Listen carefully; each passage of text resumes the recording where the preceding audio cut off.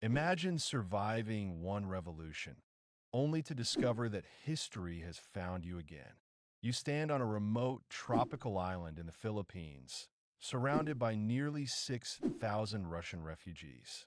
The settlement exists for only 2 years, from 1949 to 1951, although some families remain until 1953, waiting for another nation to open its doors. Around you are endless rows of canvas tents instead of homes. There are no universities, no concert halls, no grand churches like the ones left behind in Shanghai. Yet almost every person you meet once belonged to the educated elite. Doctors carry water in metal buckets. Engineers repair wooden huts instead of bridges. Lawyers stand in ration lines. Former White Army officers sleep on army cots beneath leaking canvas roofs. The greatest tragedy is that none of them expected to become refugees again. Their story did not begin on this island.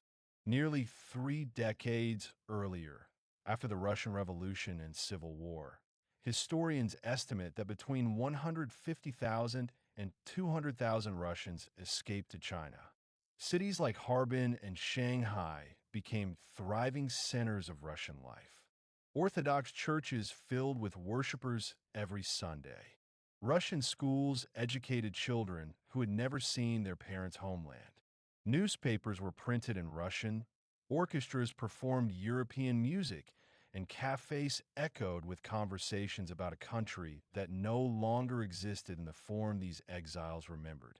For years, it seemed they had built a permanent future. And then, everything collapsed again. In 1949, the Chinese Communist victory transformed their safe haven into another place of uncertainty. Thousands of Russian émigrés suddenly feared forced repatriation to the Soviet Union. For former white officers and families who had fled the Bolsheviks decades earlier, returning was not a homecoming. It could mean interrogation, imprisonment, or simply disappearing into a system they had spent their lives escaping. The International Refugee Organization launched an emergency evacuation. Instead of sailing toward Europe or America, ship after ship carried exhausted families to a little-known island called Tubabao. The government of Philippine President Elpidio Quirino agreed to receive them despite the country's own difficult post-war recovery, creating one of the first major humanitarian operations of the young Philippine Republic. But the refugees soon learned one terrifying fact. Tubabao lay directly in the path of some of the Pacific's most destructive typhoons. They had escaped revolution, civil war, and political persecution.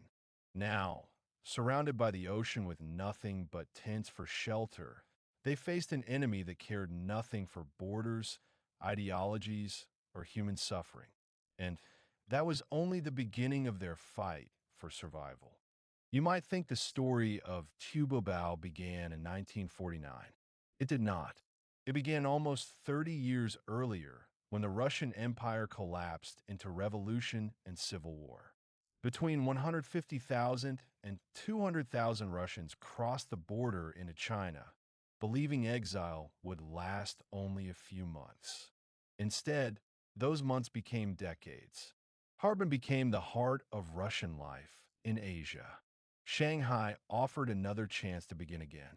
Streets filled with Russian bookstores, cafes, churches, schools, and businesses. Children spoke Russian at home and Chinese outside. Engineers designed buildings. Doctors opened private clinics. Professors taught new generations. Former White Army officers exchanged uniforms for civilian clothes, hoping politics had finally released its grip on their lives. But exile is never as permanent as it appears.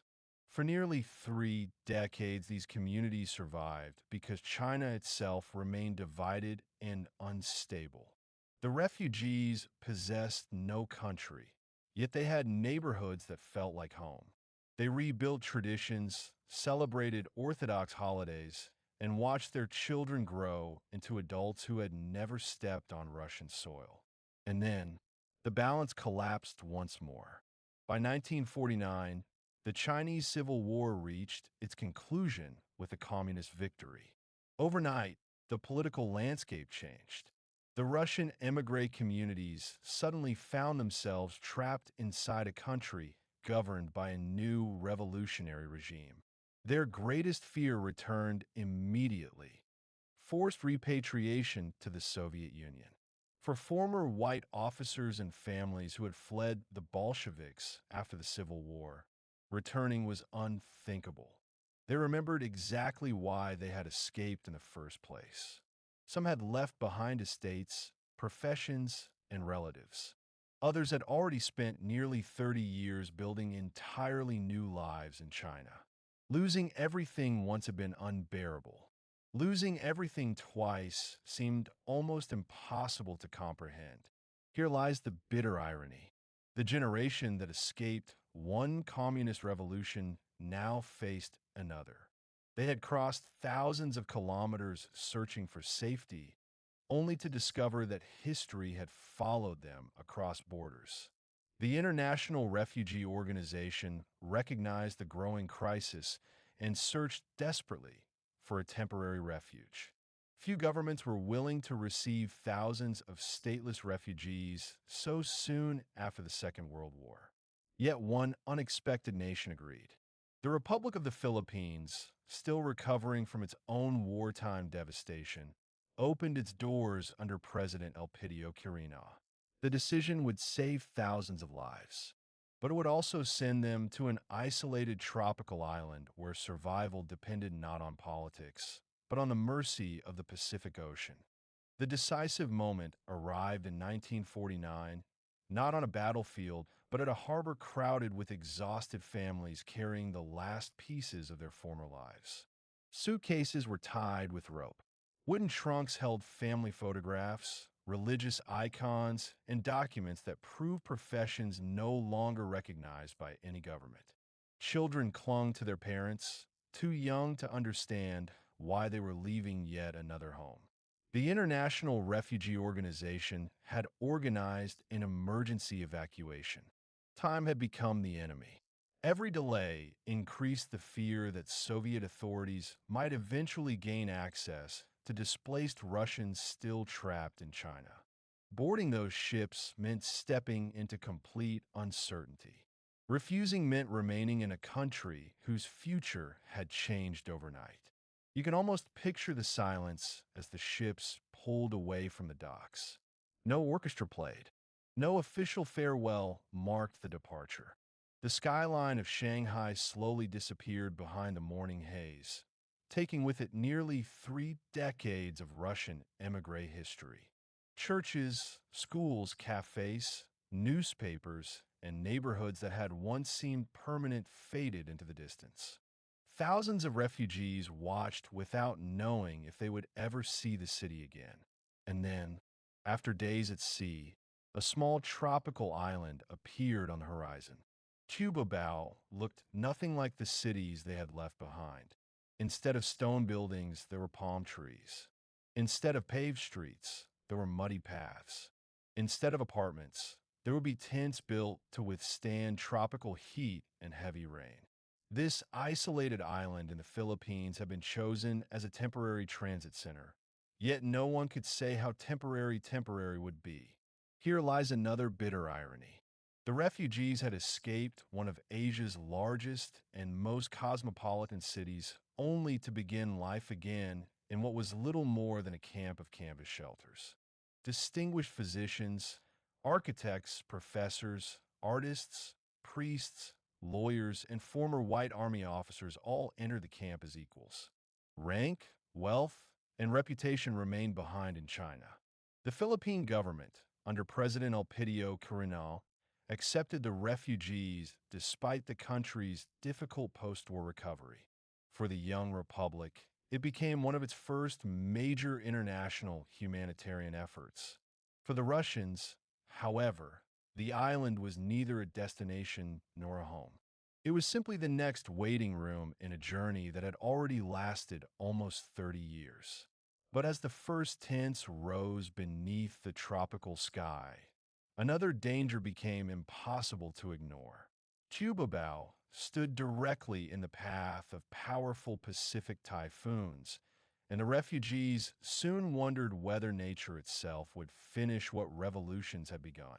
Among the thousands who arrived on Tubabao, one person became a symbol of hope for the entire refugee community. Archbishop John Maximovitch, the Russian Orthodox bishop later known as St. John of Shanghai in San Francisco. His journey was different from most. When the evacuation from China began, Archbishop John had already spent years caring for Russian refugees. He had served the Russian community in Shanghai, where he became known not only as a religious leader, but also as someone who personally helped the poorest members of the émigré population. He visited hospitals, orphanages, and families who had lost everything. For many Russians in exile, he was not simply a bishop. He was the person they trusted when governments had abandoned them. In 1949, when thousands of refugees were forced to leave China, Archbishop John also had the opportunity to escape the uncertainty. Like others, he could have searched for a safer and more comfortable place. He could have left the refugees behind and continued his religious work elsewhere. But he refused. And then, when the ships reached the Philippines and the refugees began building their temporary camp on Tubabao, Archbishop John chose to remain with them. He would not leave while the people he had guided were still living in tents and waiting for a new country to accept them. The decision was extraordinary because Tubabao was not an easy place to live. The island was hot, isolated, and located in an area known for dangerous tropical storms. The refugees had escaped political destruction, but now they faced disease, difficult living conditions, and the uncertainty of waiting.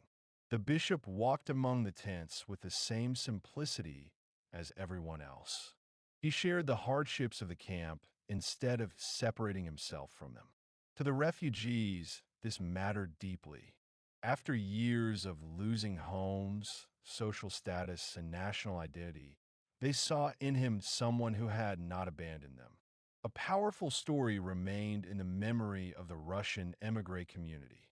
According to refugee recollections and Orthodox tradition, Archbishop John prayed for the safety of Tubabao, and during the existence of the camp, no catastrophic typhoon destroyed the settlement.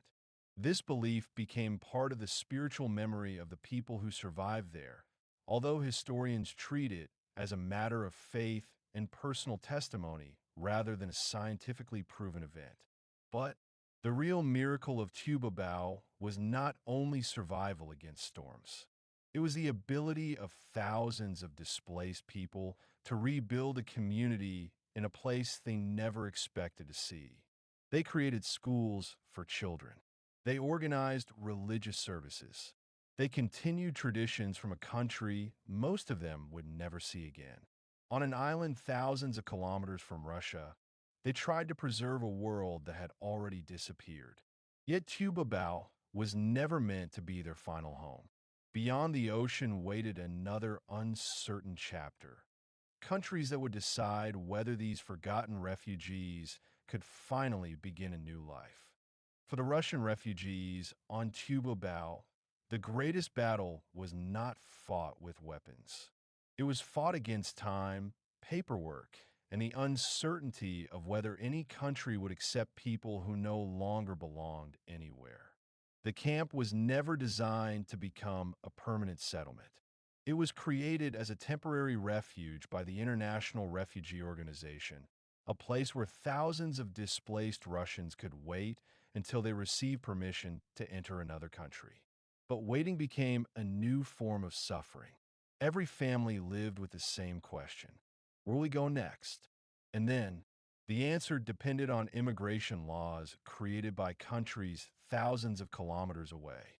After the Second World War, nations were rebuilding their economies and carefully controlling who could enter their borders.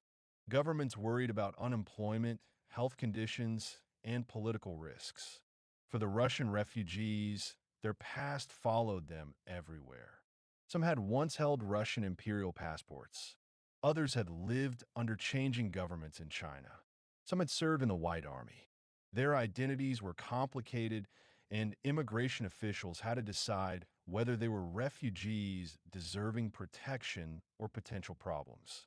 Australia became one of the countries that eventually accepted refugees from Tubabao. The decision was not simple. Australian authorities expressed concerns about the age of some refugees, their health conditions, and whether any had previously held Soviet documents. Yet, despite these concerns, Australia accepted more than 1,300 Russian refugees directly from the Tubabao camp. For those selected, the moment was overwhelming. A name called from a list could mean a new beginning. A name left behind meant more months inside the camp, waiting for another opportunity. The same pattern repeated with other countries. The United States, Canada, and several nations in South America opened their doors to groups of refugees. Each departure brought happiness and pain at the same time. Families celebrated because they were leaving the island, but they also understood that their community was disappearing. The Russian camp slowly became smaller. The streets between tents grew quieter. The voices that once filled the island with Russian songs, prayers, and conversations began to fade. A temporary settlement that had held thousands of people was becoming a memory.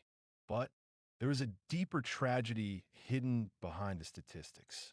These were not simply migrants searching for better economic opportunities. Many had already lost their homeland once. Now they were losing the last place where their exiled community existed together.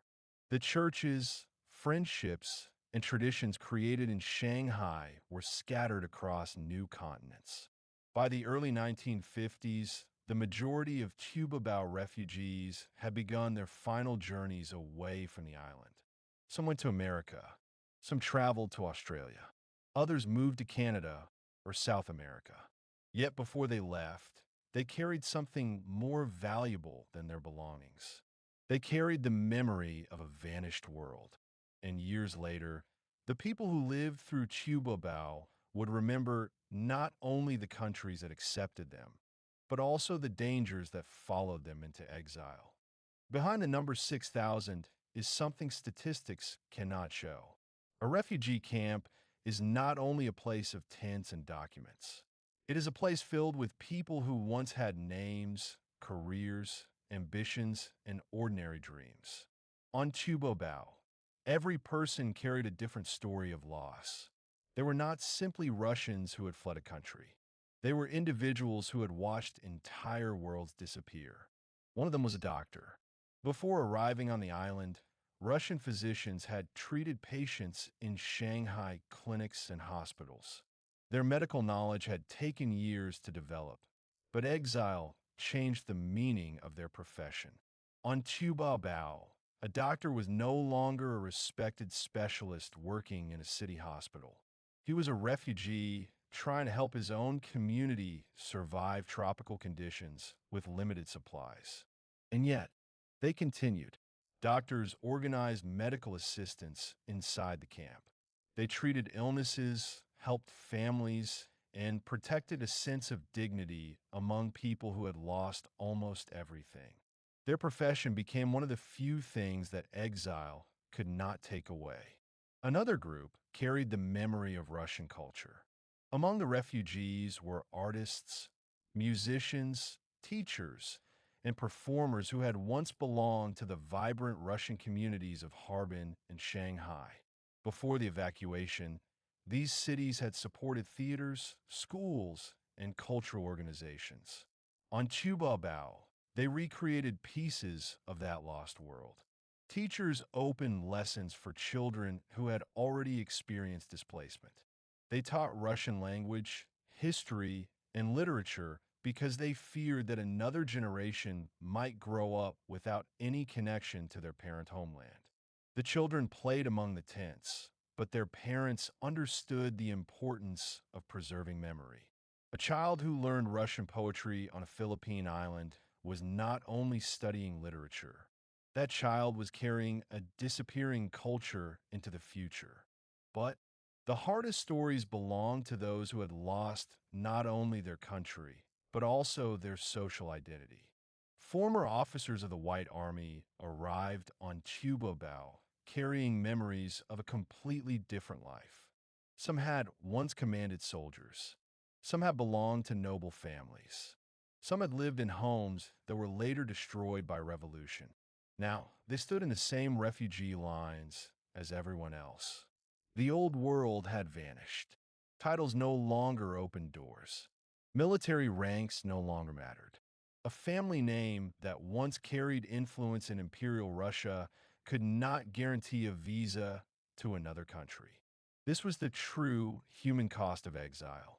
A person could lose property in a day. A government could disappear overnight. But losing a place in the world was slower and more painful. And then the refugees discovered that leaving Tubabao did not mean leaving danger behind. Even after finding new countries, they would continue facing suspicion, political pressure, and the fear that the conflicts they escaped might follow them across the oceans.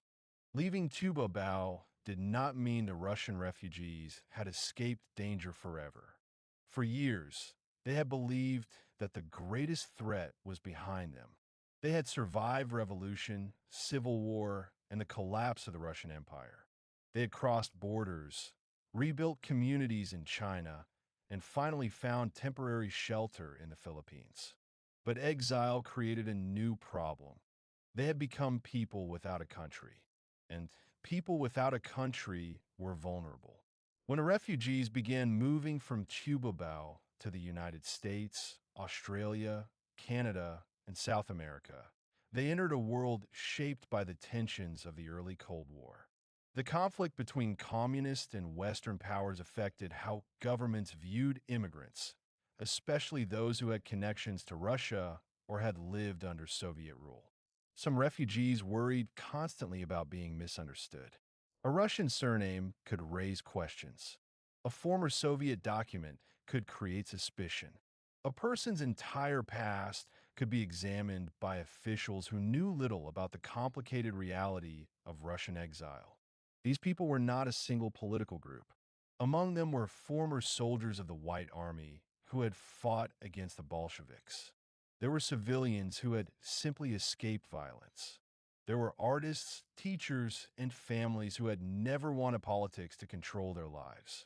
Yet in the atmosphere of the Cold War, many discovered that the world still judged them through the history they were trying to leave behind. And then there was another danger. The Soviet Union continued to view many émigrés with suspicion. For those who had escaped after the Russian Revolution, the fear of forced return never completely disappeared. The memory of what happened to other Russian communities after repatriation campaigns remain a warning. Returning to the Soviet Union was not a simple journey home. For some, it meant entering a system controlled by the same political forces they had fled decades earlier. The refugees also faced economic struggles. A former professor might have to accept work far below his education level. An officer who once commanded soldiers might now work in a factory or drive a taxi. A family that once owned property in Russia or lived comfortably in Shanghai might begin again with almost nothing. But their greatest achievement was survival without losing their identity. In new countries, Russian communities formed again. Churches were rebuilt. Cultural organizations appeared. Children who had played among the tents of Tubabao grew up in places thousands of kilometers away from the island. They became doctors, engineers, business owners, and professionals. The refugees had lost their homeland, but they refused to lose their memory. The story of Tubabao was not only about escape. It was about what happened afterward, when displaced people had to build new lives while carrying the weight of an old world that no longer existed. And beyond their personal struggles, their journey represented something much larger. The transformation of Russian exile from a temporary tragedy into a permanent part of the history of the 20th century. The story of Tubabao was never only about one island or one refugee camp. It was part of a much larger transformation that reshaped the world after the collapse of empires and the end of the Second World War. When the Russian Empire disappeared after the Revolution of 1917, millions of people suddenly found themselves living in a new political reality. Borders changed, governments vanished, former citizens became refugees. For the Russians who escaped to China, the journey seemed like an extraordinary exception, but it became a pattern that repeated throughout the 20th century.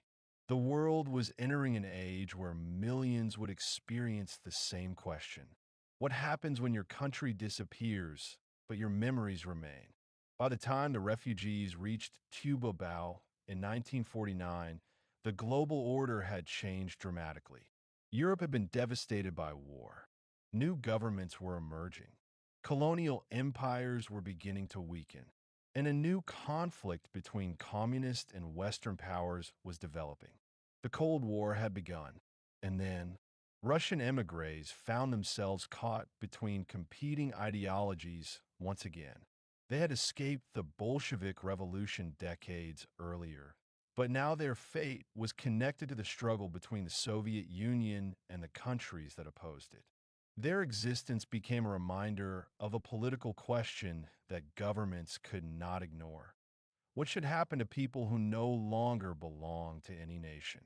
The Tubabao operation became one of the early examples of international refugee assistance in post-war Asia.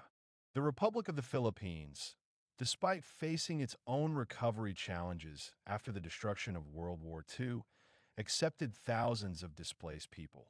This decision showed a new reality emerging after the war. Humanitarian crises were no longer only national problems. They had become international responsibilities. The Russian refugees also represented something unique. They were not simply survivors of war. They were survivors of historical disappearance. The world they remembered, Imperial Russia, old social structures, traditional communities, had been destroyed. Yet they carried pieces of that world into new countries. In Australia, the United States, Canada, and South America, Russian churches, cultural associations, and communities continued. The children who once lived among the tents of Tubabao became part of societies far away from their parents' homeland. Their identities became a mixture of Russian memory and the cultures of their new countries. But there was a painful contradiction. The refugees finally found safety, but safety required separation. The community that had survived in Shanghai and gathered again on Tubabao slowly disappeared as people scattered across continents. The camp that once held thousands became empty. The tents were removed. The daily sounds of Russian voices faded from the island. Yet the memory remained. Today, the people of Eastern Samar and the Philippines still remember the period of Russian presence as Tiempo Russo, Russian time. For a brief moment, a small tropical island became the meeting point between a lost empire, a global refugee crisis, and a new international order. And the final question remained unanswered. What happened to the people who left Tubabao and carried that forgotten world with them? For the Russian refugees of Tubabao, survival did not end when they stepped onto a ship leaving the island. The real challenge began afterward. A person can escape a war in a single day, but rebuilding a life can take decades. By the early 1950s, most of the refugees had left Tubabao and scattered across the world. Some traveled to the United States, where Russian communities already existed. Others went to Australia, Canada, and several countries in South America. Each destination offered safety, but each required another beginning. Imagine arriving in a foreign country after losing everything twice. You do not speak the language fluently. Your professional qualifications may not be recognized. Your children must adapt to a new culture. The country you once called home no longer exists in the same form. The city where you built your first new life is thousands of kilometers away. And then you have to start again. Many former refugees worked far below the positions they once held. Educated professionals who had been doctors, engineers, teachers, and architects often had to accept different jobs while adjusting to their new societies. Their past achievements remained part of their personal history, but they could not always provide immediate opportunities. Yet something remarkable happened. The Russian communities that formed after Tubabao preserved the traditions that had already survived in China. Orthodox churches became gathering places. Cultural organizations appeared. Russian language schools helped children maintain a connection with their parents' history. The refugees refused to allow exile to erase their identity. The children who once lived among the tents of Tubabao grew up in completely different countries. Some became professionals. Some created businesses. Some continued preserving Russian cultural traditions. They inherited not a country, but a memory. For decades, the story of Tubabao remained almost forgotten outside Russian émigrés circles. The camp disappeared physically. The tents were gone. The temporary buildings vanished. The island returned to ordinary life. But the descendants carried the story forward. In later years, historians in Australia, the Philippines, and Russia began studying this forgotten chapter of post-war history. Academic research examined how thousands of displaced people survived between continents and how a small Philippine island became one of the most unusual refugee centers in Asia. The people of Eastern Samar also preserved their own memory of the event. They continued referring to the period when Russians lived among them as Tiempo Russo, Russian time. It became part of local history, a reminder that for a brief moment, a distant European tragedy became connected with a small island community in the Pacific. There was no dramatic return to the old homeland. For most survivors, there was no moment when everything was restored. The Russian Empire they remembered was gone. The cities of their youth had changed. The world they left behind existed only in photographs, stories, and family memories. But their journey from Russia to China, from China to Tubabao, and from Tubabao to new continents proved one thing. A nation can disappear from a map, but people can carry its memory across oceans. And today, decades later, the final question remains, what does the world remember about the forgotten Russians who once called a tiny Philippine island their temporary home? Today, the island of Tubabao looks nothing like the refugee camp that once stood there. The tents are gone. The temporary buildings have disappeared. The thousands of Russian voices that once filled the island with conversations, prayers, and songs have become part of history. Yet the memory of those years has not vanished. In eastern Samar, local residents still remember the period of Russian settlement as Tiempo Russo, Russian time. For the people who lived there, it was not only a chapter of foreign history. It was a moment when a small Philippine island became connected to one of the greatest refugee stories of the 20th century. The Russians who left Tubabao continued their lives across the world. Some settled in the United States. Others built new homes in Australia, Canada, and countries in South America. Their children and grandchildren grew up far from Russia, often speaking different languages and becoming citizens of countries their ancestors had never imagined reaching. But inside many families, the old memories remained. Photographs of Shanghai apartments, stories about life before exile, memories of the journey to Tubabao, religious traditions passed from parents to children. These small pieces preserve a world that had disappeared decades earlier. And then, the story of Tubabao began receiving wider attention. For many years, the history of the Russian refugees on the island remained known mostly inside émigré communities. It was a personal memory carried by survivors and their families. Only in more recent decades did historians in Australia, the Philippines, and Russia begin examining the camp as an important part of post-war refugee history. Researchers studied how thousands of stateless people survived between collapsing empires, changing governments, and new international borders. Tubabao became an example of how ordinary people could lose their homeland but still preserve their identity. The final lesson of this story is not only about Russia, China, or the Philippines. It is about what happens when people are forced to leave everything behind. A passport can disappear. A country can collapse. A home can be destroyed.